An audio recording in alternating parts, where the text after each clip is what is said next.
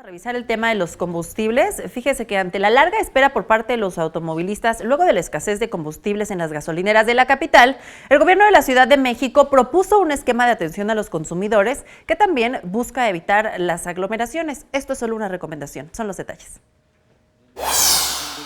Con el fin de agilizar los tiempos de carga de gasolina, el gobierno de la Ciudad de México hizo un llamado a los automovilistas a acudir a cargar combustible de acuerdo con el color de engomado y la terminación de placas de su automóvil. Señaló que aunque esta acción no es obligatoria, ayudará mucho a disminuir las filas en las estaciones de servicio y así no perderán tanto tiempo formados para poner gasolina.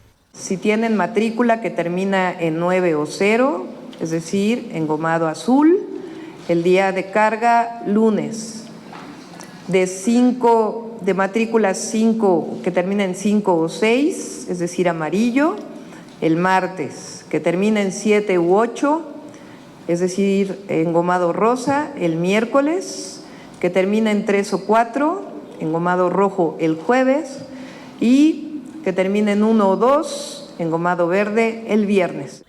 Además, informó que solicitó a los gasolineros no vender combustible a las personas que acudan con contenedores no aptos como garrafones, recipientes de PET, vidrio u otros, ya que es de alto peligro y de ser así recibirán una sanción.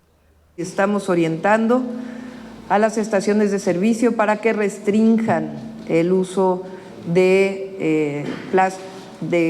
más bien el abastecimiento a través de plásticos, vidrio, PET, bidones, garrafones, entre otros.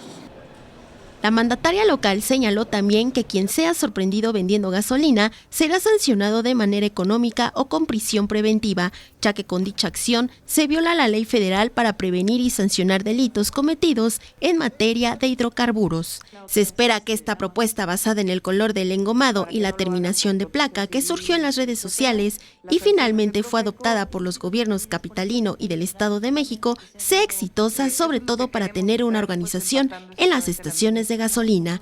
Con imágenes de Jorge Barajas, María José Valencia, 21 Noticias.